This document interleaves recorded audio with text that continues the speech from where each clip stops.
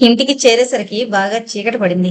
కొత్త వాళ్ళు వచ్చినట్లు మెట్ల మీదే తెలిసిపోయింది వరలక్ష్మికి. పెద్ద తండ్రి సావిట్లో ఎదురుగా కూర్చున్నాడు. లోపలికి వెళ్లడమా మానడమా అని ఒకరినొకరు చూసుకుంటూ నుంచున్నారు. జానకిరామయ్య వరాల్ని చూసి రండమ్మ లోపలికి అని కొత్త వాళ్ళకి చెప్పినట్టు మర్యాదగా చెప్పడం వరాలకు ఎంతో ఆశ్చర్యం వేసింది. సుందరరామయ్య వరాలనొచ్చి తన పక్కన కూర్చోమన్నాడు. సుశీల ముందు సావిట్లోకి వెళ్ళింది. మా సూర్యనారాయణ కూతురు మా మూడోవాడికి చేసుకున్నాం అని ఉద్రేకంగా చెప్పడంలో మొహం ఎరుపెక్కింది సుందరరామయ్యకి. ఈ జబ్బు పడ్డ దగ్గర నుంచి ప్రతి విషయానికి కంగారు ఎక్కువైంది. అక్కడ అందరితోటి చెప్పినట్టు భద్రం అన్నాడు. గుమ్మం అవతల నిల్చున్న వరలక్ష్మి ఏం చేయడానికి పాలుపోక తండ్రి కేసి చూస్తూ నిల్చుంది. పడమటింట్లోంచి వచ్చి నరసమ్మ కొంగు పొడుగ్గా దింపుకుని భుజం మీదకు అంచు పరుచుకుంటూ సావిట్లోకి వెళ్లి పార్వతమ్మ పక్కన కూర్చుని వరలక్ష్మిని తన పక్కన కూర్చోమని కళ్ళతో చెప్పింది. కూతురుతో అత్తయ్య పిలుస్తోంది, ఏమో చూడు అని లోపలకు పంపింది నరసమ్మ. నువ్వు కూర్చో అని సుశీలతో పార్వతమ్మంది. మళ్ళా వస్తుంది, వాళ్ళత్తయ్య పిలిచింది అని సుశీలను పంపింది నరసమ్మ. కొంతసేపు నిశ్శబ్దంగా ఉంది. ఎవరూ మాట్లాడలేదు. పక్క వసారాలోంచి వెంకాయమ్మ నెత్తిమీద కొంగు ముందు తీసుకుంటూ సావిట్లోకి తొంగి చూసింది. దశరథరామయ్య ఆమెని చూసి కుర్చీలో ముందుకు జరిగి, రావమ్మ అత్తయ్య, నువ్వు కనబడకపోతే చిన్నపోయింది, మమ్మల్ని మళ్ళీ తొందరగా రప్పించావు అని నవ్వుతూ అన్నాడు. ఏదో నాయనా, మీ బంధు ప్రేమ అలాంటిది. ఇంతకీ దైవగట్నుంటే అలా తోసుకొస్తుంది. మీ అబ్బాయిలంతా వచ్చారా అని వెంకాయమ్మ అడిగింది. లేదమ్మా, రెండోవాడు వీడు అని ప్రభాకరాన్ని చూపించి, సరే వీణ్ణి చూసావుగా అని రమణారావు కేసి చూశాడు దశరథరామయ్య. ప్రభాకరం వరలక్ష్మి కేసి చూసి పాటేమైనా వచ్చేమో అడగమని తల్లితో అన్నాడు. పార్వతి నవ్వుతూ, మాకంటే నువ్వేనైందా, ఇప్పుడు వినకపోతే పెళ్ళయ్యాక వినడం ఒట్టిదే. మా కోడళ్ళు పాడతారని అందరికీ చెప్పడానికే తప్ప ఇంతవరకు వాళ్ళ పాట వినలేదు నేను అంటూ నరసమ్మని అమ్మాయి పాడుతుందా అని అడిగింది. వీణ చెప్పించారుగా, కలిపి పాడుతుంది, విడిగాను పాడగలదు. వెంకయ్యమ్మ కొద్దిగా ముందుకొచ్చి, మా ఊరి జమీందార్ గారి అమ్మాయి కోసమని సంగీతం మాస్టర్ని పిలిపించి ఊళ్ళో కాపురం పెట్టించారు. మాకు సంగీతం అచ్చిరాలదేమోనని ఊరుకున్నా. వాళ్ళ అమ్మాయితో ఆడుకునేందుకు వెళ్లి పాట నేర్చుకుని వచ్చిందట. పాట బాగా పాడుతుందని సంగీతం మాస్టారు కొట్టుబడితే సరే అని చెప్పించక తప్పింది కాదు. ఏదో అంతో ఇంతో నా మనవలంతా పాడతారు, పెద్ద మనవడు వీణ కూడా వాయిస్తాడు అని చెప్పింది. భద్రం నవ్వుతూ, మా బామ్మ ఏది చెప్పదలుచుకున్నా ఆ మాట పుట్టుకతో మొదలుపెట్టి చెప్పాల్సిందే అన్నాడు. నువ్వు నిజం చెప్పలేదని ఊరుకున్నా, లేకపోతే పరీక్ష సంగతి కూడా చెప్పేదాన్ని. తప్పేముంది నిజం చెప్పడంలో అని వెంకాయమ్మ కంఠంలో గర్వం ధ్వనించేట్టుగా అంది. రిజల్ట్స్ తెలిసాయా అని పెద్దండ్రి భద్రాన్ని అడిగాడు. ఇంకప్పుడు నిజం చెప్పకపోతే బాగున్నదని వరాలు పాస్ అయింది అని ఊరుకుంటే నీకు తెలియలేదా అని తండ్రి ఆదుర్దాగా అడగడం చూసి తను పాస్ అయినట్టు చెప్పక తప్పలేదు భద్రానికి. అయితే మీ ఆవిడది ఈసారి కూడా సున్నా చుట్టిందేమిటి, నాతో అబద్ధమాడావు, ముగ్గురికి 2 పాస్ అయ్యారని ఒకసారి, వరాలది సున్నా చుట్టిందని కొంతసేపు అంటుంటే అప్పుడే అనుమానం వచ్చింది అని తనలో తనే పద్మది పోయినా పర్వాలేదు అనుకొని తృప్తిగా ఊపిరి వదిలింది వెంకాయమ్మ. సుశీల పద్మ పళ్ళాలతో పలహారాలు తీసుకురావడం చూసి వెంకాయమ్మ పక్కకు తప్పుకుంది. సుశీల, వీణ తీసుకురావే అని నరసమ్మ చెప్పింది. భద్రం నేను తెస్తానంటూ లోపలికి వెళ్ళాడు.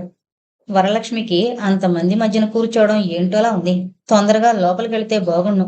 ఆ రోజు చూసిన అతన్ని చూడాలని కొద్దిగా కళ్ళెత్తి చూడాలనుకున్న పెద్దండ్రి ఎదురుగా ఉండడం చేత ఆ ప్రయత్నం మాని తల వంచుకుని కూర్చుంది. రమణారావు మొదట అటు ఇటు చూసిన తర్వాత వరలక్ష్మిని చాలాసార్లే చూశాడు. పలహారం తీసుకోమని పళ్ళెం పార్వతమ్మ దగ్గరికి జరిపింది నరసమ్మ. భద్రం వీణ తెచ్చి వరలక్ష్మి దగ్గర పెట్టాడు. ఎప్పుడు వాయించాలో ఏం వాయించాలో తెలియక తికమక పడుతోంది. వాయించు తల్లి, వాళ్ళు వింటారు అని నరసమ్మ చెప్పడంతో వరలక్ష్మి వీణని ఒళ్ళోకి తీసుకుంది. ఏమి వాయించడం అని పెద్దన్న కేసి చూసింది. ఎవరని నిర్ణయించేదిరా అని పాడడం మొదలుపెట్టి, బామ్మ నీకు ఇష్టం కదే అని భద్రం నవ్వాడు. నీ కొంటితనం చాలే, నిర్ణయం అయిందిగా అని నరసమ్మ భద్రంతో అంది.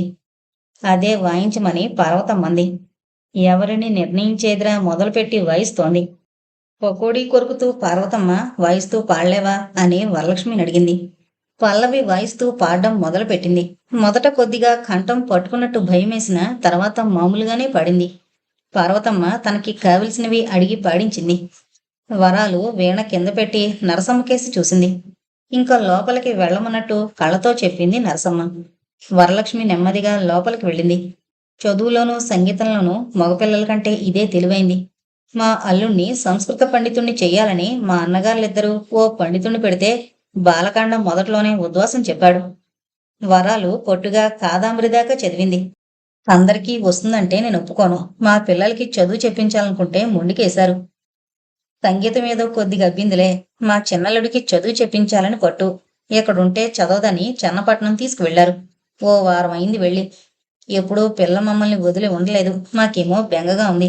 అప్పుడే ఊరంతా చూపెట్టాడని, సినిమాకి తీసుకెళ్లాడని, తనకి చాలా బాగున్నట్టు తండ్రికి ఉత్తరం రాసిందట అని పార్వతమ్మకి చెప్పింది నరసమ్మ. నాగమ్మ కొడుకిచ్చారు కదా, ఏం చదువుతున్నాడు అని అడిగింది పార్వతమ్మ. ఆవిడ మీకు తెలుసా ఏంటి? మాల్లుడు ప్లేటరీకి చదువుతున్నాడు అంతే నరసమ్మ. మా తోటి కోళ్లకి సవితి అన్న కొడుకేగా, బోళ్లంత ఆస్తుందిలేండి. తండ్రి లేకపోవడం మూలాన గారం చేస్తే చదువు మందంగానే జరిగింది.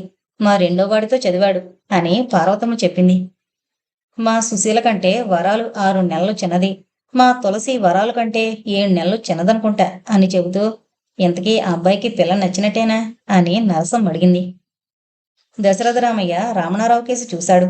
రమణారావు నవ్వుతూ కొద్దిగా తల వంచుకుని నేలకేసి చూస్తున్నాడు. పార్వతమ్మ అటునుంచి ఇటు తిరిగి, మా సుందరమన్నయ్య కూతుర్ని చూసిన దగ్గర నుంచి ఆయనకైతే కలుపుకోవాలని మహా ఇదిగా ఉంది. మీతో వియ్యముందాలని ఇంత తొందరగా బయలుదేరారు. కాని ఇది వరకు ఎన్నొచ్చినా తర్వాత చూద్దామంటూ జరిపేసేవారు అంటూ, ఏరా రమణ, నువ్వే తేల్చాలి, మరేం అభ్యంతరం లేదు అని చెప్పింది. అప్పటిదాకా ఏమీ మాట్లాడకుండా తండ్రి వెనక గోడ దగ్గరగా కూర్చున్న శేఖరం, అత్తయ్య, మరి మనవరాల్ని అడగనక్కర్లేద్దా నవ్వుతూ నరసమ్మని అడిగారు. నువ్వు వెళ్ళొచ్చావుగా, నువ్వు నచ్చావని చెప్పిందా పిల్ల అని శేఖరాన్ని అడిగింది నరసమ్మ. అందరూ నవ్వుకున్నారు. జానకిరామయ్య, మా వాడి పెళ్లి ముహూర్తం పెట్టేశారు. ఆ అమ్మాయిది కూడా కుదిరితే ముందు పిల్ల పెళ్లి చేసి ఆ పెళ్లికి తరలి వెళ్ళొచ్చు అని మా అమ్మ అంటోంది అని దశరథరామయ్యకి చెప్పాడు. ప్రభాకరం లేచి వీధిలోకి వెళ్ళాడు. ఆ వెనకే రమణారావు వెళ్ళాడు. నీకెలా ఉంది అని అన్నగారిని అడిగాడు. నాకేం లోపం కనబడలేదు, చాలా బాగుంది. కాస్త ఒళ్ళు చేస్తే అందమైన వాళ్లలో జమే. నాకు అలాగే అనిపించింది అని తన అభిప్రాయం అన్నగారికి చెప్పాడు రమణారావు. దశరథరామయ్య వాళ్ల అభిప్రాయం తెలుసుకోవాలని వాళ్ళ దగ్గరికి వెళ్ళాడు. ప్రభాకరంతో, వాడికి పూర్తిగా నచ్చితేనే ఒప్పుకోమను, తర్వాత మన కోసం ఒప్పుకున్నట్టు బాధపడకూడదు అని చెప్పి అరుగు చివర స్తంభాన్ని ఆనుకుని నుంచున్నాడు. ఏమంటావ్ అన్నట్టు తమ్ముడికేసి చూశాడు ప్రభాకరం. నిశ్చయంగా నచ్చినట్టు తల ఊపాడు రమణారావు. దశరథరామయ్య వ్యక్తం కాని ఆనందంతో రమణ దగ్గరికొచ్చి వీపు మీద చేత్తో రాస్తూ, ఒప్పుకుంటావా అని మళ్లీ కొడుకు అంగీకారం తెలుసుకుని కండువా పైకి జరుపుకుంటూ లోపలికి వెళ్ళాడు. ఆయన కళ్ళల్లో పరిపూర్ణమైన తృప్తి కనిపించింది. పల్చని గ్లాస్తో పంచి సిల్కు లాల్చి పైన పొట్టు కండువాతో వెళ్లేటప్పటికన్నా వచ్చేటప్పుడు టీవీతో కూడిన హుందాతనం ఉట్టిపడుతోంది దశరథరామయ్యలో అక్కడ కూర్చున్న వాళ్ళందరికీ. కుర్చీలో కూర్చుంటూ, మా వాడికి సమ్మతమే, మరి మీ చెల్లెల్ని అడిగి తెలుసుకో అని శేఖరంతో కొంటిగా అన్నాడు దశరథరామయ్య. మా చెల్లెలు ఇన్నిసార్లు తేలదుగా, దాన్ని అడిగే వచ్చారనుకుందాం అని శేఖరం సమాధానం ఇవ్వడం విని, మీవాడు మాట మార్చేశాడు, గడుసువాడే అని జానకరామయ్యతో అన్నాడు దశరథరామయ్య. సుందరరామయ్యకి సంతోషంతో కళ్ళనీళ్లు ధారగా కారుతున్నాయి. జబ్బు చేసిన దగ్గర నుంచి సంతోషం వచ్చినా ఆపుకోలేకపోతున్నాడు అన్నయ్య అని నరసమ్మ చెప్పింది. దీక్షితులు గారిని వెంకటాచలం గారిని రమ్మని కబురెట్ట, ఇంకా రాలేదు. ఒరే భద్రం, మీ బావమరుదుల్ని లోపలికి రమ్మను, అలా అనొచ్చలేక అని సంతోషంగా చెప్పాడు జానకిరామయ్య. భద్రం, ప్రసాదు వీధిలోకి వెళ్లారు. జానకిరామయ్య కట్నం మాట కదిపాడు. మీకు భూమి ఇవ్వమంటారా, రొక్కం రూపేణానా చెబితే బాగుంటుందని పార్వతమ్మ కేసి చూశాడు. పార్వతమ్మ దశరథరామయ్య కేసి చూస్తూ, భూమి మీ పిల్లకిచ్చుకోండి, వాడికి రొక్కవిస్తేనే బాగుంటుందని నా ఉద్దేశం అని తేల్చింది. భద్రం ప్రకాశాన్ని రమణారావుని తీసుకుని లోపలికొచ్చాడు. మా అమ్మాయికున్నది 20 ఎకరాలకి కొన్ని సెంట్లు తక్కువ అనుకోండి, అంతా పొలపు భూమే. అదిగాక ఈ ఇల్లు కూడా దానికే ఇవ్వాలని, దీని పక్కన స్కూలున్న ఇల్లు మా పెద్దాడిది. రెండో వాడికి వాళ్ళ అత్తారు రాజమండ్రిలో ఇల్లు ఇస్తామంటే దాని బదులు భూమి ఎక్కువ రాశాం. మా అమ్మాయికి ఇచ్చేది చెప్పాం. మీ అభిప్రాయం తెలిస్తే ఏర్పాట్లు చేసుకుంటాం అని మళ్ళీ జానకిరామయ్య అడిగాడు. పార్వతమ్మ దశరథరామయ్యని మాట్లాడినివ్వకుండా, మీరంత వివరంగా మీ పిల్లకిచ్చేది చెప్పాలన్నయ్య, మీ ఇష్టం వచ్చినంత ఇచ్చుకోండి. కట్నం అన్నారా, నలుగురిలో ఘనంగా ఉండేటిస్తే బాగుంటుంది అని నా ఉద్దేశం. 4-5 వేలు ఇస్తామని చాలా మందే తిరిగి వెళ్లారు. అని తన చిన్న కొనుకొనుకుల్లోంచి కొడుకులకేసి చూసింది. జానకిరామయ్య గోడ దగ్గరగా జరుగుతూ, మీకు అంత రొక్కం ఇవ్వాలంటే ఆ భూమిలో కొంత అమ్మాల్సి వస్తుంది. మేము లాంఛనాల కింద 1500 ఇవ్వాలనుకుంటున్నాం. అది కాదంటే పిల్లవాడి పేర కొంత భూమి రాయమన్నా రాస్తాం, ఆలోచించండి అని దశరథరామయ్యకి చెప్పి, మేము చేసే ఆడపిల్ల పెళ్లి ఇదొకటే కనుక బాగా చెయ్యాలనే మా ఉద్దేశం. మీకు ఏ లోటు లేకుండా జరిపే బాధ్యత మాది. మీరింక రొక్కించొద్దని జానకిరామయ్య మళ్ళీ చెప్పాడు. మీ ఇష్ట ప్రకారం కానియండి, నా అభ్యంతరం ఏమీ లేదని దశరథరామయ్య అన్నాడు. అదేం మాట, ఏ ముచ్చటకు ఆ ముచ్చటే. ఇప్పుడు కాకపోతే మరింకెప్పుడు తీరుతుందా ఏమిటి అని అసంతృప్తిగా మొహం చిట్లించి, మీరు చెప్పింది బొత్తిగా బాగాలేదు, ఆ 500 పూర్తి చేయండి అని అయిష్టంగానే అడిగింది పార్వతమ్మ. సరే, ఏం చేస్తాం, మేమనుకుంది కొద్దిగా దాటినా పర్వాలేదు. దీనికోసం మా పార్వతమ్మని చిన్నబుచ్చడం నాకిష్టం లేదు అని జానకిరామయ్య అడిగింది ఒప్పుకుంటూ, ఒరే భద్రం, దీక్షితులు గారు వచ్చినట్టున్నారు చూడరా అని చెప్పాడు. జరి అంచు మడచిన ఇస్త్రీ కండువ మెడకి చుట్టూ తిప్పివేసుకుని రుమాలతో కళ్ళజోడు తుడుచుకుంటూ దీక్షితుల గారు అంతా కూర్చున్న చోటుకొచ్చారు. దశరథరామయ్యకి నమస్కారం పెట్టి సుందర్రామయ్యని ఎలా ఉన్నారని పలకరించి, మీరు కబురు పంపగానే రాలేకపోయాను అని జానకిరామయ్యతో చెబుతూ ప్రసాద్ పక్కన బల్ల మీద కూర్చున్నాడు దీక్షితులు. జానకిరామయ్యకి సంతోషంతో మాటలు తడబడితే సవరించుకుని, మా వరాలు పెళ్లి స్థిరపడింది అని చెప్పాడు. సుందర్రామయ్యకి ఆ మాట వినగానే ఆనందం మనసును కుదిపి మాట రాక, మా చిట్టి తల్లి అన్న మాట చెప్పేందుకే పూర్తిగాక చేతులతో సైగ చేసి హైరాణ పడుతూ దీక్షితులకేసి చూశాడు. ఆ క్షణంలో దీక్షితులు ఆ కుటుంబంలో మనిషిలా అయిపోయాడు. వాళ్ళ సంతోషమంతా తను అనుభవిస్తున్నాడు. మా వరాలు నిజంగా అదృష్టవంతురాలండి. మా సుందర్రామయ్యకి ఆప్తమిత్రుడితో వియ్యమందడం నిజంగా గర్వించదగ్గదే అనుకోండి అని తన సంతోషాన్ని దశరథరామయ్యకి చెప్పాడు. దశరథరామయ్యలో అప్పటిదాకా ఉన్న హుందాతనం పక్కకు జరిగి పసివాడిలా నవ్వుతూ తన అమాయకత్వం బయటపెట్టాడు. మొదట ఇక్కడకు వచ్చిన రోజే లీలగా ఈ ఉద్దేశం మనసులో ప్రవేశించింది. ఎంతకీ ఘటన తొందరలోనే దగ్గర వాళ్ళని చేసింది. మా సుందరరాముడితోటి జానకిరామయ్యతోనూ మళ్లీ కలిసి ఉండే అవకాశం ఇంతకాలానికి కలుగుతున్నందుకు ఎంతో సంతోషంగా ఉంది అని దీక్షితులు గారికి చెప్పి తృప్తి పడ్డాడు. పార్వతమ్మకి అంత మరీ ఉబ్బిపోతూ మాట్లాడడం ఇష్టం లేదు. ఇంకా బయలుదేరదామా, మరీ పొద్దుపోకుండా అని కొడుకులకేసి చూసింది. ఆ రాత్రి కొండి తెల్లవారి వెళ్లమని అంతా అడిగారు.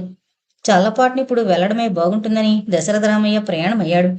జానకిరామయ్య కొత్త బట్టలు, కొబ్బరి బొండాలు, మామిడి పళ్ళు, పనసపళ్ళు అక్కడికి తెప్పించి తమ్ముణ్ణి ఇవ్వమని చెప్పాడు. అన్నగారినే ఇవ్వమని చొక్కాతో కళ్ళొత్తుకున్నాడు సుందర్రామయ్య. మనకి మాట చాలు, ఇవన్నీ ఎందుకు దశరథరామయ్య అన్నాడు. ఆనవాయితీ వదులుకోవడం ఎందుకని, అంతే, మరేమీ లేదు అని బట్టలు పళ్ళు అందరికి ఇచ్చాడు జానకిరామయ్య. 2 ముహూర్తాల్లో ఏది నిర్ణయించినట్టు అని దీక్షితులు గారు అడిగారు. మాకు గురువారం ముహూర్తమే అన్ని విధాలా బాగుంది. మళ్ళా మేము బయలుదేరి వెళ్లేందుకు 2 రోజుల వ్యవధి కూడా ఉంటుంది. మీకేం అభ్యంతరం ఉండదుగా అని పార్వతమ్మని అడిగాడు జానకిరామయ్య. బొత్తిగా వ్యవధి ఉండదేమో, ఈ వాటికి 12 రోజులేగా ఉంటా. మా పెద్దాడు దూరాన ఉన్నాడాయే, బంధువులంతా రావాలన్న వ్యవధి చాలదు. 2వ ముహూర్తం ఎప్పుడుంది అని అడిగింది పార్వతమ్మ. 2వది మాకంత తృప్తిగా లేదు, పైగా క్షీణచంద్రుడు, అంత కకృతి ఎందుకని అని జానకిరామయ్య చెప్పాడు. మీరు మొదట పెట్టిన ముహూర్తానికే జరగడం బాగుంటుంది అంటూ ముహూర్తం పెట్టిన కాగితం అడిగి తీసుకుని అందరికీ చెప్పి బయలుదేరాడు దశరథరామయ్య. రమణారావు కళ్ళు దేనికోసమో వెతుకుతున్నాయి. తలుపు వెనక నుంచి సగం కన్ను మెరుస్తూ కనబడింది. వచ్చే నవ్వుని మూతి బిగబట్టి ఆపుకున్నాడు. ఇంట్లో వాళ్లంతా వాళ్లతో వీధిలోకొచ్చి కారు వెళ్లడం కనబడేంత వరకు చూసి లోపలికెళ్లారు. పాలేరుని పిలిచి పడమటి పొలంలో కొట్టిన తాటాకు పాక నెయ్యొద్దు, రేపు ఎల్లుండో బళ్ల మీద వేసుకుని ఇంటికి తేవాలి అని జానకిరామయ్య చెప్పి, ఇంకెవరి దగ్గరుందిరా కొట్టినాకు అని అడిగి వాళ్లది కూడా మనకి కావాలని చెప్పరా అని పాలేరుని పంపాడు. నరసమ్మ భోజనాలకి విస్తర్లు వేస్తోంది. వరండాలో క్రీనీడన కూర్చున్న వరలక్ష్మిని చిన్నన్న శేఖరం నెత్తిమీద నెమ్మదిగా కొట్టి, ఏం మీ అత్తారు వెళ్ళిపోయారని దిగులుగా ఉందేమిటి అంటూ గట్టిగా నవ్వేశాడు. ఏంటి, అల్లుడికెప్పుడు అత్తారి గొడవేలా ఉందే, నీకు చెల్లెలే అయినా నీ అంత గడుసుది కాదు పాపం అది అని నరసమ్మ శేఖరానికి లోపల నుంచే సమాధానమిచ్చింది. నువ్విక్కడే ఉన్నావేమిటి, నిన్ను చూడలేదు, పొరపాటే అని విస్తర ముందు వెళ్లి కూర్చున్నాడు శేఖరం. ఆ రాత్రి చాలా పొద్దుపోయిందాకా పెళ్లివారి కబుర్లు, పెళ్లికి ఏమేమి చెయ్యాలో, ఏం కొనాలో ఎవరికి తోచినవి వారు చెబుతూనే నడుములు వాల్చారు. అందరూ నిద్రపోయినా వరలక్ష్మి నిద్ర రాక అటు ఇటు దొర్లుతోంది. ఏవో ఆలోచనలు ఒకటి నిలవకుండా రకరకాలుగా దొర్లుతున్నాయి. ఏదో తెలియని ఆనందం మనసుని ఉద్రేక పెడుతోంది. ఇంకా కొద్ది రోజుల్లో తనకి పెళ్ళట. ఆ మాట అనుకుంటేనే సిగ్గు, భయం. చిన్నప్పుడు బామ్మ, తాతమ్మ మంచి మొగుడు రావాలని దండం పెట్టుకోవే అనడం, మంచి అంటే ఏంటో తెలియని తను దండాలు పెట్టడం, కొత్త బట్టలు కట్టుకున్నప్పుడల్లా అందులో ఈ మధ్య బామ్మ అస్తమాను దీవించడం వినలేక విసుగొచ్చి పెళ్లి కుదిరిచాడేమో దేవుడు అనుకొని, చి ఇదేమి ఆలోచన, శోభమల్లే పెళ్లి కుదిరితే మనసులోనే దేవుడికి క్షమార్పణ చెప్పుకుంది. మంచం చివరకు జరిగి నిద్రపోవాలని గట్టిగా కళ్ళు మూసుకుంది. మళ్ళీ మరో ఆలోచన నిద్రకు అడ్డంగా నిలిచింది. ఇన్నేళ్లు పెరిగిన పరిసరాలు వదిలి వెళ్ళాలి. అక్కడంతా కొత్తే. వాళ్లలో కలిసుండేందుకు ఎంత కష్టపడాలో. తను వెళ్ళిపోతే తండ్రి బెంగతో మంచం పడతాడేమో అన్న ఆలోచన మనసుని గట్టిగా పట్టుకుంది. మళ్ళీ అతని చూపు ఒళ్లంతా చుట్టుకున్నట్టు కితకితలు పెడుతోంది. ఎవరూ చూడకుండా చూడాలని తలుపు పక్కగా తను నిల్చోవడం, అతను పెదిమి కొరుకుతూ చిలిపిగా జారిపోయిన పమిట దగ్గర నుంచి తనని చూడడం చూసి ఆ కంగారులో పైకి తీసుకోబోయిన పమిట ఇంకా కిందకి జారిపోవడం, తను పక్కకి వెళ్ళిపోవడం మళ్ళీ అప్పుడు జరుగుతున్నట్టుగా ఉంది. తనని గురించి అతను ఏమనుకున్నాడో వినాలనిపించింది. వీళ్ళిన్ని విషయాలు మాట్లాడుకుంటున్నారు, వాళ్ళు ఏమంది చెప్పుకోరేమిటి అనుకుంది. ఎలాగో తెల్లవారుజాముకి కునుకు పట్టింది. ఏదో కల, ఎవరో నవ్విస్తున్నారు. తనకు తెలియకుండా గట్టిగా నవ్వేసింది. సుశీల వరలక్ష్మి భుజం పట్టుకుని కుదిపి లేపింది. ఏంటే అంత విరగబడినవుతున్నావు అంటూ బుగ్గ మెలిపెట్టి తల దగ్గర కూర్చుంది. కళ్ళు మూసుకుని గోడవైపుకి తిరిగింది వరలక్ష్మి. సుశీల వరలక్ష్మి గెడ్డం పుచ్చుకుని తన వైపుకు తిప్పుకుంది. సుశీలని విడిపించుకుని మంచం దిగి ఒళ్ళు విరుచుకుంటూ పెరట్లోకి వెళ్ళిపోయింది వరలక్ష్మి. సుందరరామయ్యకి సంతోషంతో కంగారు ఎక్కువైంది. చిన్నదానికి పెద్దదానికి ఒకటే హడావుడి పెట్టి అందర్నీ విసుక్కుంటూ గొడవ చేస్తున్నాడు. సూర్యనారాయణ రావడం చూసి మళ్ళీ మొదలు పెట్టాడు. ఎవరూ తన మాట వినడం లేదని ఏ పని కాలేదు. అప్పుడే 2 రోజులు జరిగిపోయాయి. ఇంక నువ్వు ఎక్కడికి వెళ్ళకూడదు, ఎక్కడే ఉండి అన్ని పనులు చూసుకోమని గొక్క తిప్పుకోకుండా సుందరరామయ్య చెబుతున్నాడు. నువ్వేం బెంగ పెట్టుకోకు, మేం చూసుకుంటాంగా, అన్ని పనులు అవే జరుగుతాయి అని భరోసా ఇచ్చాడు సూర్యనారాయణ. సుందరరామయ్య కళ్ళు తుడుచుకుని సూర్యనారాయణని పట్టుకుని లోపలికి వెళ్ళాడు. మధ్యలో వరలక్ష్మి కనబడింది. పెళ్లికూతురు ఇంకా ఇలాగే ఉందే అంటూ వాత్సల్యంతో వరలక్ష్మి తల నిమిరాడు సూర్యనారాయణ. తల వంచుకున్న వరలక్ష్మికి ఎప్పటి సంగతులో గుర్తుకొచ్చాయి. పెద్దలిని ఎప్పుడూ ఏదీ అడగబుద్ధి అయ్యేది కాదు.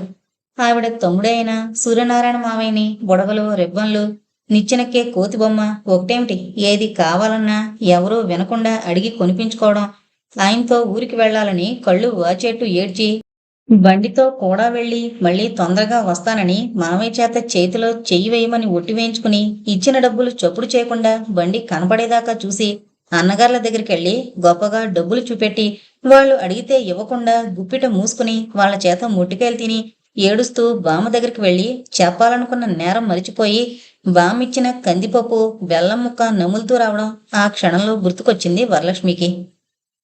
నేను చూస్తున్నాగా, ఈ 2 రోజుల నుంచి ఎక్కడా మన లోకంలో లేదు. ఏదో ఆలోచన, పరధ్యానం ఎక్కువైంది అమ్మాయి గారికి అంటూ వరలక్ష్మి జడ పట్టుకుని గుంజింది సుశీల. చాలేవే నీ వేళకోళం అని కూతుర్ని నవ్వుతూ మందలించింది నరసమ్మ. మరో 2 రోజులు మందంగా జరిగాయి. పందిళ్లు వేయించడం దగ్గర నుంచి పసుపు కొట్టే వాళ్ళ దాకా కనుక్కుంటూ హైరాణ పడుతున్నాడు సూర్యనారాయణ. ఆ రోజు జానకిరామయ్య శేషమ్మని రాజమండ్రి వెళదాం రమ్మన్నాడు. నాకంటే నా మరదలకి బాగా తెలుస్తాయి. ఆవిడికి ఆడపిల్లలకి కొనడం అలవాటేగా, నువ్వు వెళ్ళు నరసమ్మ అని ఆవిడ్ని ప్రయాణం చేసింది. పద్మను కూడా రమ్మను అని జానకిరామయ్య అనగానే, ముగ్గురేంటి, భద్రాన్ని కూడా తీసుకువెళ్ళండి అని శేషమ్మ చెప్పడంతో నలుగురు వెళ్లాల్సి వచ్చింది.